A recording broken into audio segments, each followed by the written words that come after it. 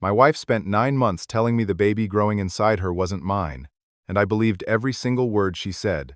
I packed my bags like a man preparing for exile. Found a cramped studio apartment across town. Hired a divorce lawyer who specialized in cases where hearts got shattered beyond repair, and prepared to walk away from the woman I loved more than my own breath. For exactly 270 days, I watched Sarah's belly expand with new life, while knowing deep in my soul that I'd never be the father to the child she carried.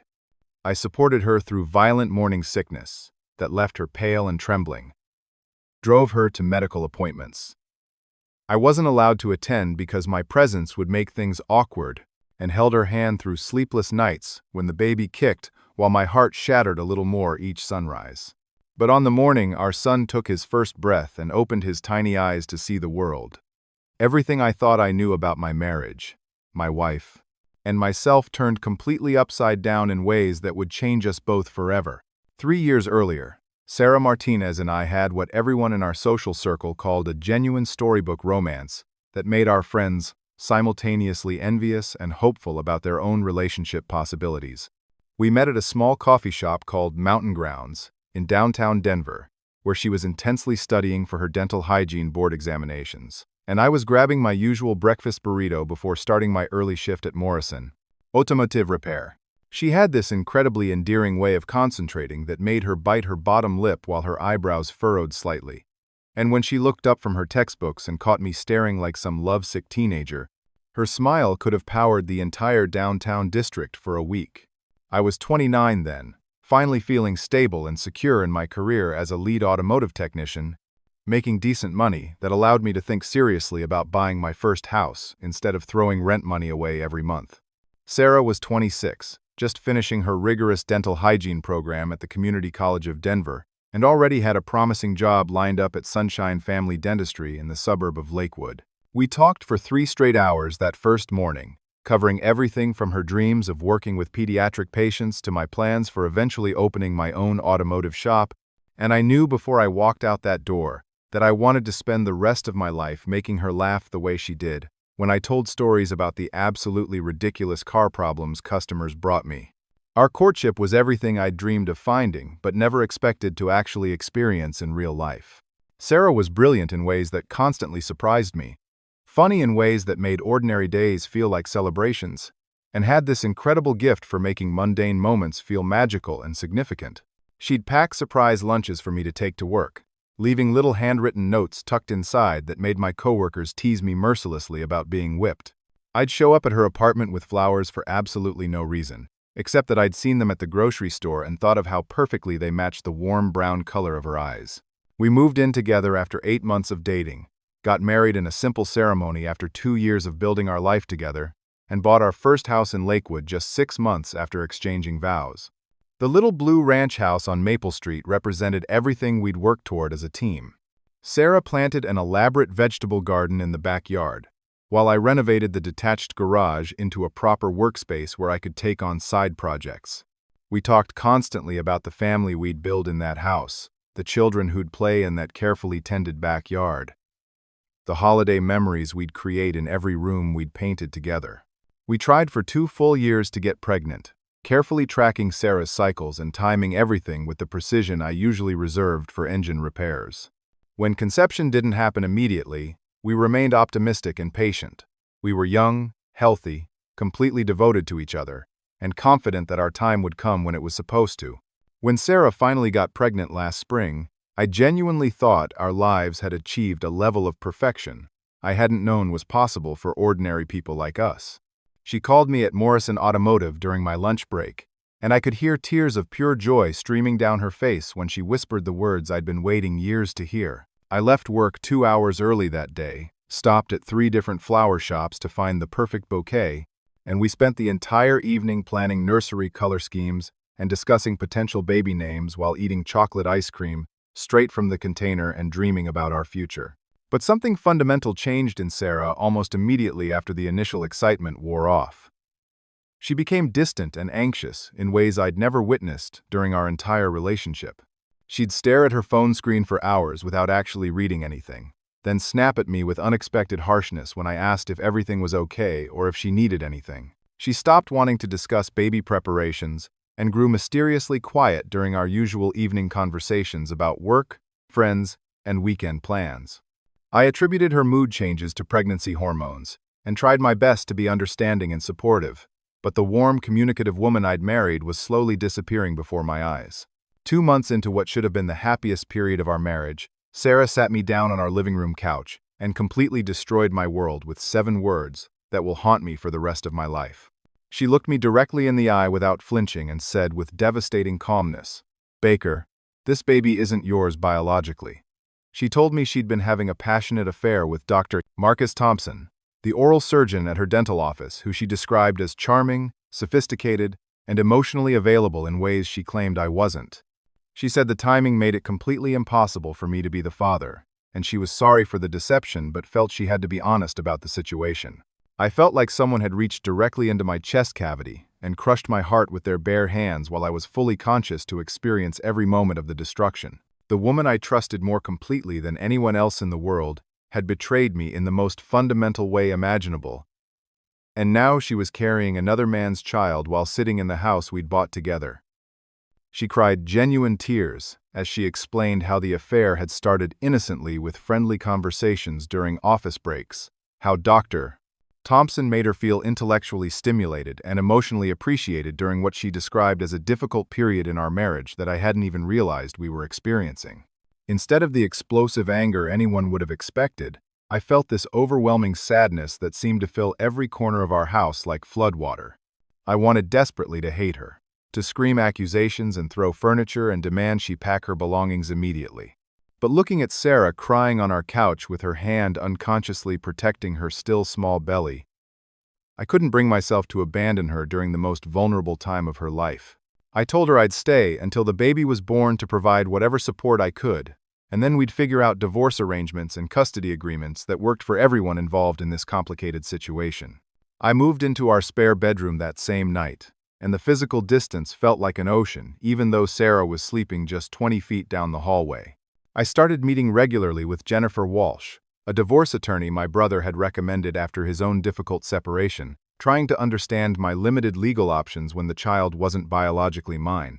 Jennifer was professional and compassionate, explaining how these heartbreaking situations usually unfolded and helping me prepare emotionally and financially for the difficult months ahead. But 3 weeks after Sarah's devastating confession, I started noticing small inconsistencies and strange behaviors that didn't quite align with the narrative she'd presented. I came home from work one evening to find Sarah hurriedly closing her laptop computer, and when I glanced at the screen before it went dark, she'd clearly been deleting something important. Her phone, which used to sit casually on counters and kitchen tables where either of us could answer it, was now always secured in her pocket or positioned face down where the screen couldn't be seen. When I asked routine questions about her day or how she was feeling physically, her answers became increasingly vague and rehearsed, as if she'd practiced them beforehand. One evening, when my phone battery had died, I needed to use hers to call my mother about weekend dinner plans. Sarah's reaction was immediate and intense, almost violent in its urgency. She grabbed the phone from my hands like I'd been attempting to steal something precious, then claimed she was protecting everyone involved by keeping certain conversations completely private. When I asked what she meant by that cryptic statement, she became defensive and accused me of not respecting her privacy during an already impossibly difficult situation. That night, lying alone in the spare bedroom, staring at the ceiling where we'd once planned to install a fan together, I realized I was questioning everything about the past 2 months. Sarah's behavior seemed less like guilt over a romantic affair and more like someone desperately hiding a much bigger secret that could destroy everything. The inconsistencies in Sarah's carefully constructed story started accumulating faster than I could rationalize them away. She claimed her passionate affair with Dr. Thompson had been developing for months, but when I casually mentioned his name during a lunch conversation with Jessica Martinez, my coworker whose husband was also a dental professional in the Denver area, Jessica had never heard of any oral surgeon named Marcus Thompson working at Sunshine Family Dentistry. That struck me as genuinely odd since dental professionals in our metropolitan area tend to know each other through conferences, referral networks, and professional associations. I decided to conduct some discreet investigating on my own time. During my lunch break the following Tuesday, I called Sunshine Family Dentistry, pretending to be a patient interested in scheduling a consultation with Dr. Thompson for wisdom tooth removal. The receptionist, sounding genuinely confused by my request, told me that Dr. Thompson had taken an extended leave of absence to visit family in Australia and wouldn't be returning to practice until sometime next year. When I pressed for details about when he'd departed, she said it had been approximately 3 months ago, which was a full month before Sarah claimed their affair had even begun. My hands were literally shaking when I hung up the phone in the Morrison Automotive break room. Either Sarah had lied about who the father was, or she'd lied about the affair happening at all. Neither possibility made logical sense given how genuinely devastated and guilt-ridden she'd appeared during her tearful confession. I spent the remainder of my shift trying to understand why the woman I'd shared a bed with for 3 years would create such an elaborate deception about something as serious as pregnancy-paternity. The situation at home became exponentially more complicated when Sarah's family decided to insert themselves aggressively into our private marital crisis. Her mother, Patricia, and her sister, Amanda, started calling me regularly to discuss what they euphemistically called the situation. Instead of being supportive during what should have been an emotionally devastating period for their daughter and sister, they seemed almost eager to push me toward immediate divorce proceedings. Patricia kept making pointed statements like Sarah needs to focus on building her future now, and it's probably better for everyone involved if you make a completely clean break. Amanda was even more direct and confrontational, suggesting I was being selfish and manipulative by staying involved when I knew definitively that the baby wasn't mine. Their hostile attitude puzzled me deeply because Patricia and Amanda had always treated me like genuine family since the early days of my relationship with Sarah.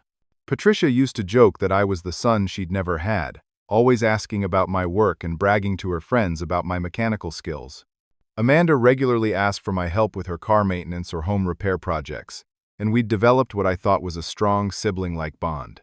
Now they acted like they couldn't wait to permanently remove me from Sarah's life, which seemed heartless considering their daughter was simultaneously dealing with pregnancy, divorce, and the emotional aftermath of infidelity. Sarah's secretive behavior around medical appointments became another significant red flag that something wasn't right with her story. She absolutely refused to let me attend any prenatal visits, claiming it would be too emotionally awkward for everyone given the paternity situation. When I offered to simply wait in the car to provide transportation and moral support, she declined and insisted she preferred taking public transportation or getting rides from friends whose names she never mentioned. Her updates about the appointments were always frustratingly vague and uninformative. She'd say things like everything looks normal or the baby is developing fine, but she never shared specific details about developmental milestones, growth measurements, due date calculations, or any of the exciting medical information that expectant parents usually can't wait to discuss with their partners. I started paying much closer attention to Sarah's daily routine and noticed she was leaving the house more frequently than usual, always with explanations that seemed reasonable on the surface, but were never quite verifiable through casual conversation. She'd say she was meeting friends for lunch at restaurants. I'd never heard her mention attending pregnancy yoga classes at studios whose names changed when I asked follow-up questions, or running errands that never resulted in purchases or packages arriving at our house. Her explanations felt increasingly rehearsed and artificial, like she'd practiced them multiple times before presenting them to me. One afternoon, while Sarah was supposedly attending a pregnancy support group meeting at the community center, I was searching through our home filing cabinet for insurance paperwork when I discovered something that fundamentally changed my understanding of our situation. Hidden behind our car registration documents and homeowners' insurance policies was a credit card statement I'd never seen before. Sarah had apparently opened a separate credit account without informing me and had been making substantial monthly payments to someone named David Fletcher. The payments were significant, $500 each month for 3 consecutive months, and they'd stopped abruptly right around the time Sarah announced her pregnancy and affair confession. I immediately Googled David Fletcher and discovered he was a licensed private investigator specializing in marital infidelity cases and divorce preparation. His professional website advertised discreet surveillance for suspicious spouses and comprehensive evidence gathering for divorce proceedings. Sarah had hired a private investigator to conduct surveillance on someone, and based on the payment timing, I was almost certain that someone was me. The payments had ceased when she announced her affair, which suggested she'd either found whatever evidence she was looking for or had decided to change her strategy entirely. Sitting alone in our home office with that credit card statement trembling in my hands, I realized my wife hadn't just betrayed me with an affair that might not have actually occurred. She'd been conducting a secret professional investigation into my daily activities, paying a stranger to follow me around and document my behavior like I was some kind of criminal suspect.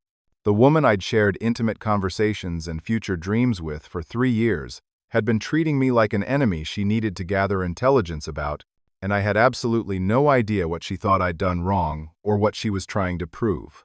Finding David Fletcher wasn't particularly difficult since his office address was listed prominently on his professional website, along with client testimonials and case study examples. I called during my lunch break and explained that I needed to discuss a case involving my wife. He was initially hesitant, citing standard client confidentiality policies. But when I explained that I was Sarah's husband and had discovered evidence of their business relationship, he agreed to meet with me that same afternoon. David Fletcher turned out to be a weathered man in his mid-50s who looked like he'd witnessed enough marital drama and human deception to fill several lifetimes of disappointment. His office was small and cluttered with case files, legal documents, and surveillance equipment, and he had the tired, resigned demeanor of someone who'd stopped being surprised by the lengths people would go to destroy each other. When I showed him the credit card statement and explained my confusing situation, he studied my face carefully before pulling out a thick manila folder with my full name written on the tab in black marker. What David Fletcher showed me was more disturbing and comprehensive than anything my imagination had prepared me for. Sarah had hired him 3 months earlier because she'd become absolutely convinced I was having a passionate affair with Jessica Martinez, my coworker at Morrison Automotive. The folder contained dozens of high-resolution photographs of Jessica and me having lunch together at various restaurants, talking in the parking lot after work shifts, and even grocery shopping together one Saturday afternoon, when we'd run into each other at King Soopers. Looking at the surveillance photographs, I could understand how someone predisposed to suspicion might misinterpret our completely innocent interactions, but the reality was entirely different from what the images seemed to suggest. Jessica and I had been platonic friends for years. She was happily married with 2 young children, and our lunch meetings were usually focused on work scheduling issues, shop policy changes, or industry news. The grocery store encounter had happened because her car had broken down in the parking lot, and her husband couldn't leave work to pick her up, so I'd offered her a ride home. We'd stopped for groceries because she needed to pick up dinner ingredients, and I'd helped her carry bags to make the trip faster and more efficient.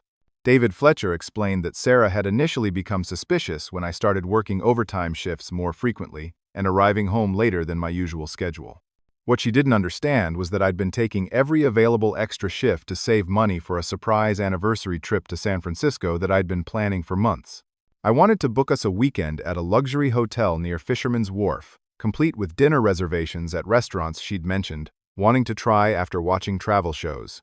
The late nights and secretive behavior she'd interpreted as evidence of an extramarital affair were actually me working overtime to save enough money to make our anniversary celebration truly special and memorable.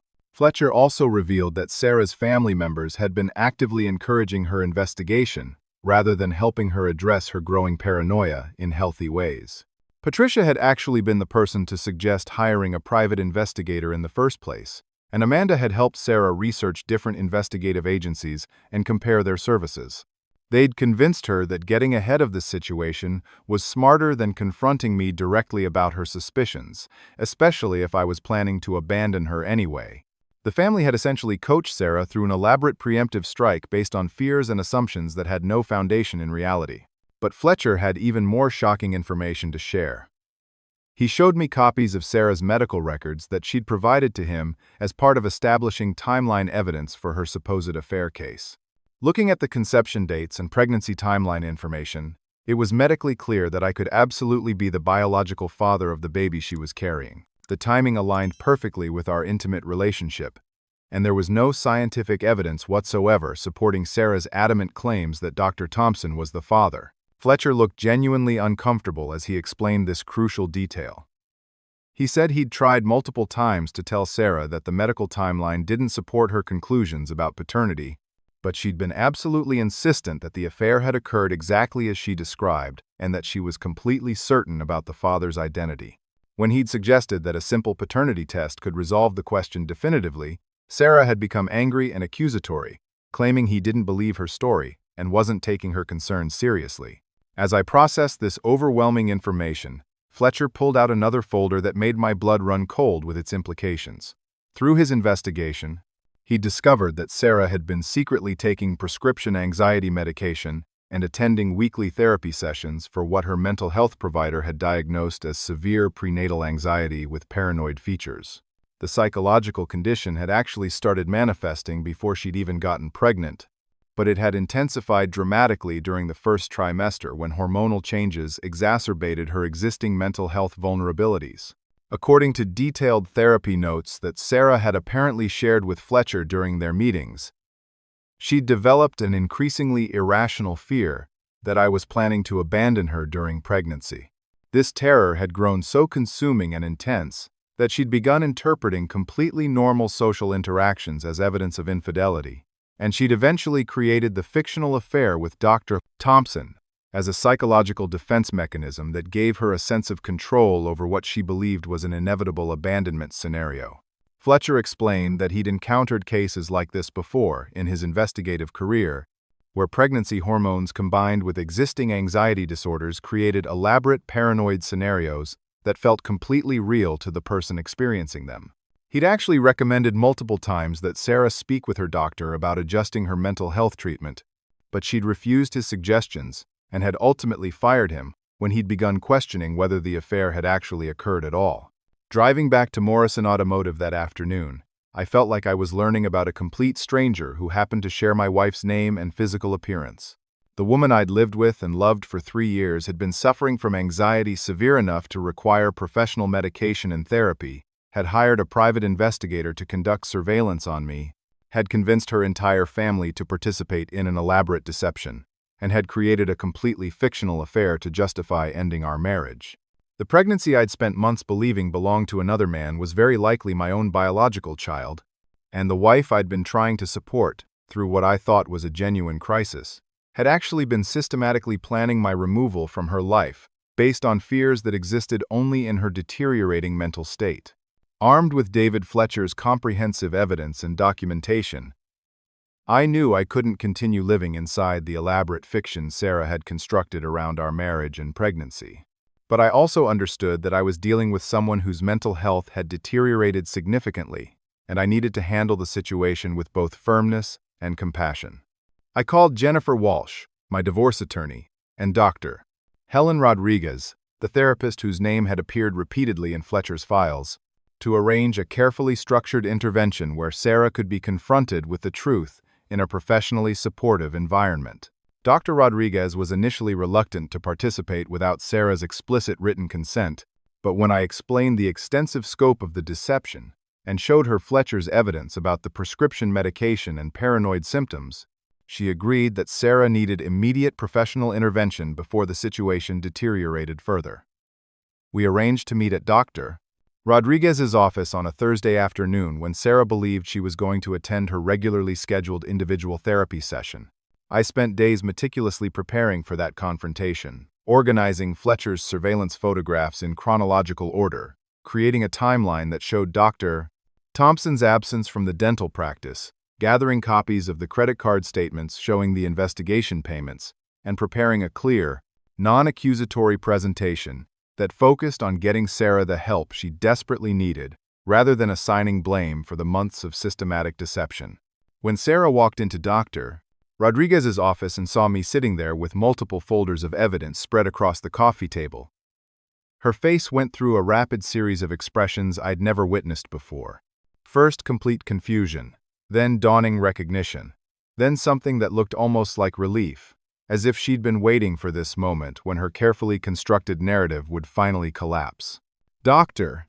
Rodriguez explained gently that we were all gathered because people who cared deeply about Sarah had become concerned about some significant inconsistencies that needed to be addressed for everyone's emotional well-being and mental health. She emphasized that this wasn't an ambush or punishment, but rather an intervention designed to help Sarah get appropriate treatment for what appeared to be a serious psychological crisis. I started by showing Sarah the surveillance photographs Fletcher had taken of Jessica and me over the past several months. As she looked through each image, I explained the innocent reality behind every interaction she'd interpreted as evidence of betrayal. The lunch meetings were about work scheduling and shop policies. The grocery store trip was me helping a stranded colleague whose car had broken down. The late nights were overtime shifts designed to save money for a surprise anniversary trip I'd been planning to San Francisco. Her face crumpled with genuine anguish as she realized how completely her anxiety had distorted normal, innocent interactions into evidence of the abandonment she'd been terrified of experiencing. Next, I presented the timeline evidence showing that Dr. Thompson had been visiting family in Australia during the entire period when their alleged affair was supposed to have occurred. Sarah's reaction was immediate and intense. She started crying uncontrollably and saying she'd been confused about dates, that maybe it had been a different doctor, that the specific details didn't matter, because she knew in her heart that something fundamental had been wrong with our marriage and relationship. Dr. Rodriguez gently guided our conversation towards Sarah's mental health struggles and the medication she'd been taking without telling me. She explained in clinical terms how severe anxiety can create paranoid thoughts that feel completely real and valid to the person experiencing them, even when external evidence contradicts those thoughts. She described how Sarah's deep fear of abandonment had grown so overwhelming that her mind had essentially created evidence to support her worst fears, even when no actual evidence existed in reality. As the session continued and the truth became undeniable, Sarah began admitting to the fictional nature of her affair claims. She said she'd felt emotionally abandoned and neglected, even if I wasn't physically unfaithful to our marriage. She described how her anxiety had convinced her that I would inevitably leave her anyway, especially during pregnancy when she felt physically unattractive and emotionally vulnerable. Creating the fictional affair narrative had given her a desperately needed sense of control over what seemed like an inevitable situation that would destroy her either way. But just when I thought we were making genuine progress toward healing and resolution, Sarah revealed something that completely shattered any hope I had for saving our marriage. She pulled out her smartphone and showed us recordings she'd been secretly making of our private conversations for months. She'd been systematically documenting our most intimate interactions, editing out her own statements and responses, and keeping only my words to create an audio narrative that made me sound controlling, manipulative, and emotionally abusive. Sarah explained, with a chilling calmness that made my blood freeze, that she'd been working closely with a divorce attorney named Michael Brennan, who specialized in high-conflict custody cases involving domestic abuse allegations. Brennan had advised her to gather comprehensive evidence of my abusive behavior patterns that could be used strategically in court to justify full custody rights and substantial alimony payments. The secretly recorded conversations were just one component of a larger legal strategy specifically designed to portray me as an unfit father and psychologically dangerous husband. As I listened to excerpts of these carefully edited recordings, I heard my own voice saying things that sounded threatening and controlling when taken completely out of context. Conversations where I'd been expressing legitimate concern about Sarah's health or trying to understand her emotional distance had been manipulated to sound like psychological intimidation tactics. Moments where I'd been frustrated or confused about her behavior had been edited to create an audio narrative of escalating domestic abuse that bore no resemblance to our actual relationship dynamic. Dr. Rodriguez looked as shocked and professionally concerned as I felt. She explained to Sarah that creating false evidence of abuse was not only legally problematic and potentially criminal, but also incredibly harmful to genuine abuse victims who desperately needed to be believed and supported by the legal system. Sarah's response was defensive and coldly calculating. She said she was simply protecting herself and her baby from what she knew would happen eventually, and that being proactive about documenting the situation was just intelligent, planning for an inevitable future conflict.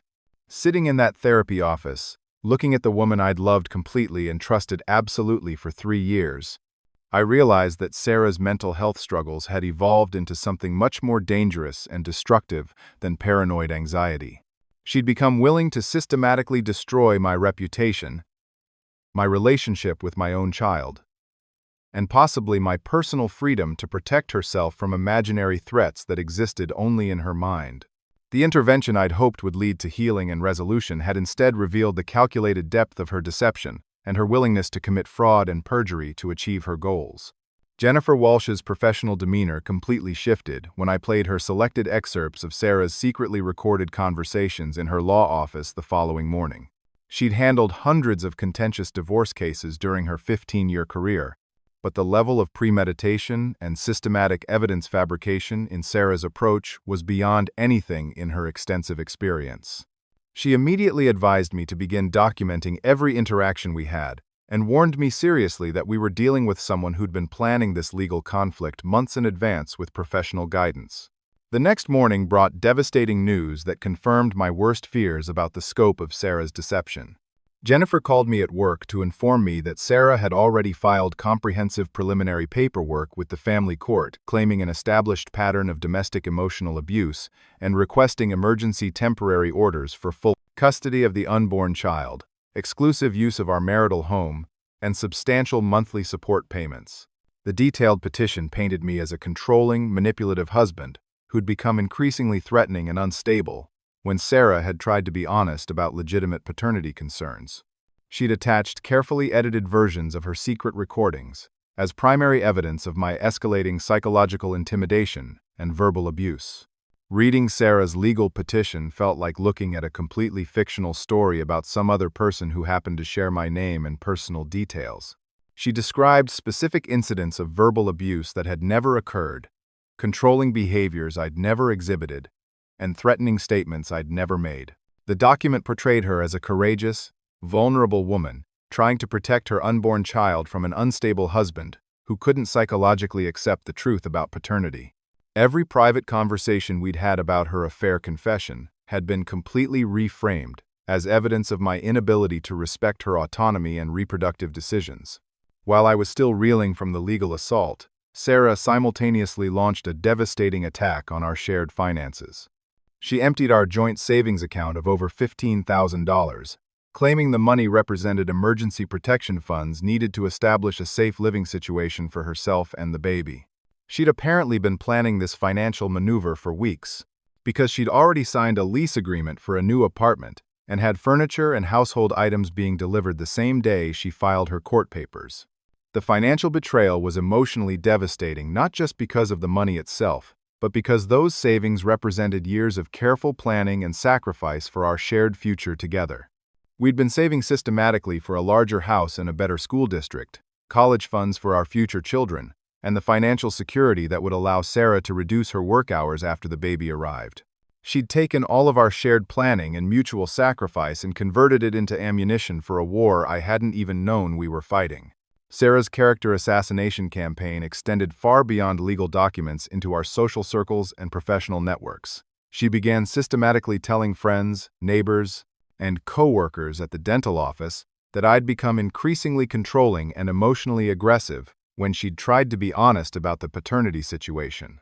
She portrayed herself as a woman who'd made an honest mistake but was trying to handle the situation responsibly, while I was described as someone who couldn't accept reality and was making implicit threats to maintain psychological control over her reproductive choices. The malicious rumors spread through our community with devastating speed and efficiency. Neighbors who'd known us for years and had attended our backyard barbecues started giving me suspicious, uncomfortable looks when I came home from work each evening. Friends stopped calling or returning my messages, clearly believing Sarah's version of events. Even some of my longtime coworkers at Morrison Automotive began treating me differently after Sarah's fabricated narrative reached the dental community and filtered back through Denver's interconnected professional networks. I felt like I was watching my entire life and reputation being systematically dismantled by someone who'd once promised to love and support me through any challenges we might face together. Jennifer Walsh advised me to take what she called the high road strategy. While simultaneously building our comprehensive defense, she recommended that I continue living normally and responsibly, carefully document every interaction with Sarah, and focus on presenting myself as the stable, rational partner who genuinely wanted what was best for everyone involved, including our unborn child. We began methodically gathering evidence to counter Sarah's accusations: character testimony from coworkers about my temperament and behavior, financial records demonstrating my responsible fiscal management, and documentation of Sarah's systematic deception about the affair and private investigator. But 3 weeks into this increasingly nightmarish legal and social battle, I discovered something that fundamentally changed my understanding of Sarah's motivations and made her elaborate deception finally make sense in the most twisted way imaginable. Carol Stevens, the experienced private investigator Jennifer had hired to help build our defense case, called me with information that revealed the true scope of Sarah's betrayal and manipulation. Sarah hadn't just been fabricating a fictional affair with the absent Dr. Thompson. She'd been conducting a very real, passionate affair with her divorce attorney, Michael Brennan, the very man who was supposedly helping her navigate the emotional trauma of her fictional infidelity. Carol had documented their relationship with photographs, hotel receipts, restaurant charges, and even surveillance footage of them together at what was supposed to be Sarah's temporary apartment. The affair had been developing for 2 months, which meant Sarah had been planning our divorce, building a romantic relationship with another man, and systematically destroying my reputation simultaneously, while maintaining the fiction that she was a confused, pregnant woman trying to handle a difficult situation with integrity and honesty. Looking at Carol's comprehensive photographic evidence, I realized that Sarah's entire legal strategy had been designed not just to protect herself from imaginary threats, but to ensure she could keep our house, receive maximum financial support, maintain custody of our child, and start fresh with Brennan, using money she'd systematically stolen from our marriage. The baby I'd been led to believe belonged to a fictional affair partner was very likely my own biological child, who would now be used as a financial tool to extract ongoing support payments that would help fund Sarah's new life with the man who was helping her destroy everything I'd worked to build. Carol Stevens had spent 15 years as a police detective specializing in fraud and domestic cases before starting her private investigation business, and her law enforcement background was evident in the meticulous thoroughness of her investigative work. The evidence she'd gathered documenting Sarah's affair with Michael Brennan was comprehensive, detailed, and absolutely damning. Hotel receipts showed they'd been meeting regularly for intimate encounters at expensive downtown establishments, while Sarah was supposed to be attending pregnancy support groups and medical appointments. Restaurant charges revealed elaborate dinner dates at upscale establishments on evenings when Sarah claimed to be home resting due to pregnancy fatigue.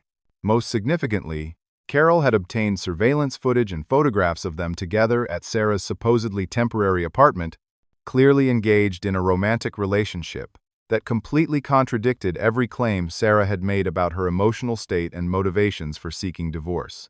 But Carol's investigation had revealed something even more disturbing than simple adultery and deception.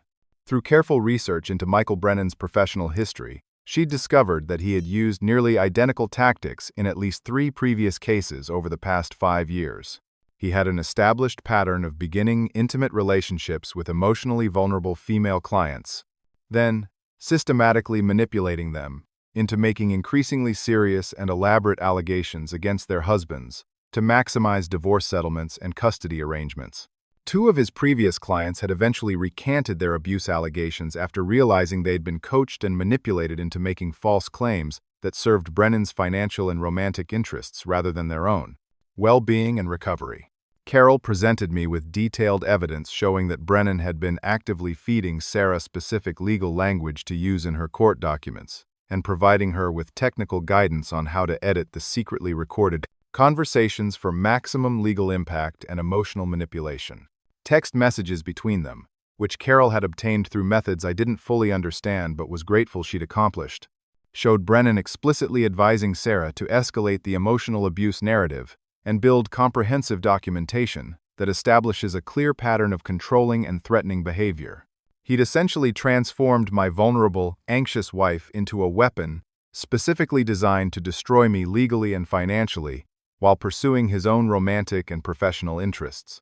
The most crucial breakthrough in our case came when Carol managed to obtain the original, unedited versions of Sarah's secret recordings through a sophisticated technical recovery process that involved analyzing her phone's memory storage. The complete, unmanipulated recordings told a completely different story than the carefully edited versions Sarah had submitted to the family court as evidence of my supposed abuse. They showed me responding calmly and supportively to Sarah's affair confession, offering emotional comfort and practical assistance during her supposed pregnancy crisis, and expressing confusion and sadness rather than anger or threats about the paternity situation. Jennifer Walsh immediately filed emergency motions to have Sarah's edited recordings excluded from evidence as deliberately fabricated and fraudulent material, while simultaneously introducing the complete, unedited recordings that demonstrated the actual context and tone of our private conversations. She also filed formal ethics complaints against Michael Brennan with both the State Bar Association and local law enforcement agencies, alleging attorney misconduct, fraud, conspiracy to file false legal documents, and potential criminal charges related to his pattern of manipulating clients into making false abuse allegations.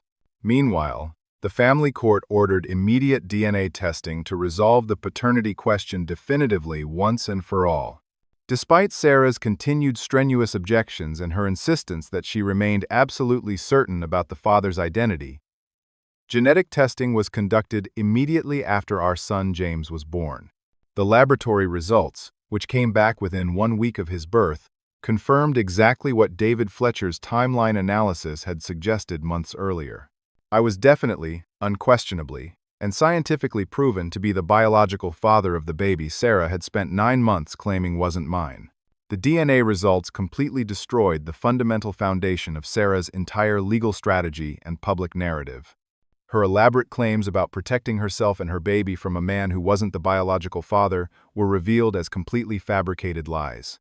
The family court immediately suspended all temporary custody orders that had given her exclusive access to James and required supervised visitation arrangements. While our case underwent comprehensive review in light of the overwhelming new evidence, but Carol Stevens wasn't finished with her investigation. Her continued research revealed that Patricia and Amanda, Sarah's mother and sister, had been far more than passive supporters of their daughter's deception. They'd been actively participating in a broader criminal conspiracy designed to defraud me financially and legally. Patricia had been systematically embezzling money from her employer, a small accounting firm where she'd worked faithfully for 8 years, to help fund Sarah's legal fees, apartment deposits, and living expenses during the divorce proceedings. Amanda had been helping hide marital assets by opening bank accounts in her name that Sarah could access while keeping the money hidden from court-ordered financial disclosure requirements. Most shocking of all, Carol discovered that the family had been planning to frame me for Patricia's embezzlement if their divorce scheme had succeeded as originally planned. They'd created false financial documents, suggesting I'd pressured Patricia into stealing money from her employer to support my supposed gambling addiction, a completely fictional problem they'd planned to introduce as evidence of why Sarah needed legal protection from my financial irresponsibility and criminal behavior. The elaborate scope of their conspiracy was breathtaking in its comprehensive planning and disturbing in its willingness to destroy multiple lives, careers, and reputations to achieve their goals of eliminating me from Sarah's life while securing ongoing financial benefits. When Carol presented this final evidence to Jennifer Walsh and me, I realized I'd been fighting not just one mentally ill individual, but an entire family system that had planned and attempted my systematic destruction across multiple areas of my life. They'd been willing to commit embezzlement, fraud, perjury, character assassination, and false criminal accusations to remove me from Sarah's life, while stealing my child and converting my financial assets to support her new relationship with the attorney who was helping orchestrate my destruction. The complete unraveling of Sarah's elaborate conspiracy happened with surprising speed once the truth began emerging through multiple investigative channels and legal proceedings. Within 2 weeks of the DNA results definitively proving my paternity, Michael Brennan was under comprehensive investigation by the State Bar Association, facing potential criminal charges for fraud and conspiracy, and dealing with ethics complaints from his previous victims who came forward after seeing news coverage of our high-profile case. His law license was immediately suspended pending a full investigation into his documented pattern of manipulating emotionally vulnerable clients into making false abuse allegations for his personal, financial, and romantic benefit. The family court system, faced with clear and overwhelming evidence of systematic fraud and perjury, acted decisively to protect James and ensure justice for everyone involved in this elaborate deception. Sarah's claims of domestic abuse were officially dismissed as completely fabricated evidence, and she faced potential criminal charges for filing false police reports, committing fraud in family court proceedings, and conspiracy to obstruct justice. Judge Margaret Thompson, who was assigned to oversee our case, expressed unprecedented outrage at the level of calculated deception and manipulation that had occurred within her court's jurisdiction, calling it one of the most disturbing cases she'd encountered in 20 years on the family court bench. Patricia lost her job immediately when the embezzlement investigation revealed she'd stolen over $20,000 from her accounting firm to fund Sarah's legal war against me. She faced multiple felony charges and was required to pay complete restitution to her former employer, whose small business had been significantly harmed by her theft. Amanda, who'd actively participated in hiding marital assets and creating false documentation, was charged as an accessory to fraud and faced both criminal penalties and civil liability for her role in the conspiracy to destroy my finances and reputation. The financial justice portion of our resolution was swift, comprehensive, and satisfying. I recovered not only the $15,000 Sarah had stolen from our joint savings account, but also substantial damages for legal fees, lost wages from missed work during court proceedings, and compensation for the emotional distress and reputational damage caused by her systematic campaign of character assassination. The court ordered Sarah to return all marital assets to their original state and pay my attorney fees in full, leaving her in a significantly worse financial position than if she'd simply requested an honest divorce based on her legitimate mental health concerns and need for professional treatment. Most importantly, for James's future well-being, I was awarded primary physical custody with Sarah limited to supervised visitation until she completed extensive therapy and demonstrated her ability to prioritize our son's emotional needs over her own psychological issues. The court recognized that Sarah's willingness to use false abuse allegations and manipulate legal systems for personal gain made her a potential danger to James's emotional development and my parental rights. The supervised visitation requirements would remain in place until mental health professionals could certify that Sarah had developed healthy coping mechanisms and could be trusted to put James's interests ahead of her own fears, relationship needs. But the most meaningful resolution came when Sarah, faced with the complete collapse of her elaborate schemes and the potential for serious criminal charges, finally admitted the full truth about her mental state and decision-making process during the past year. During a court-ordered comprehensive psychological evaluation conducted by Dr. Patricia Williams, an expert in postpartum mental health disorders, Sarah acknowledged that her severe anxiety and paranoid thinking had led her to create increasingly desperate solutions to problems that existed primarily in her deteriorating mental state rather than reality. Sarah recognized that her overwhelming fear of abandonment had become so consuming that she'd chosen to destroy our marriage proactively, rather than risk me leaving her naturally through normal relationship challenges. Her therapist, Dr. Rodriguez, testified that Sarah was suffering from severe postpartum anxiety that had actually begun manifesting before pregnancy, combined with paranoid features that had been systematically exacerbated by family members who'd encouraged her worst instincts rather than helping her seek appropriate professional treatment. With proper medication adjustments, intensive therapy, and family counseling that addressed the toxic dynamics with Patricia and Amanda, Dr. Slach Rodriguez believed Sarah could eventually develop healthy coping mechanisms and potentially rebuild a relationship with James that prioritized his developmental needs rather than her emotional fears.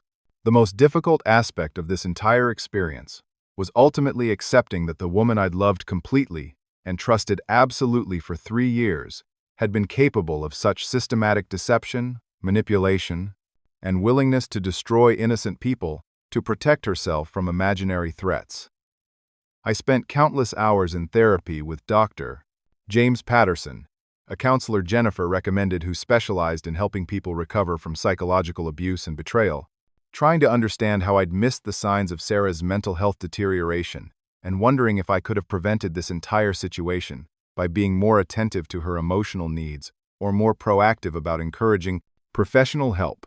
Through months of individual therapy, I learned that Sarah's choices were ultimately her responsibility, regardless of any contributing factors in our marriage or relationship dynamic.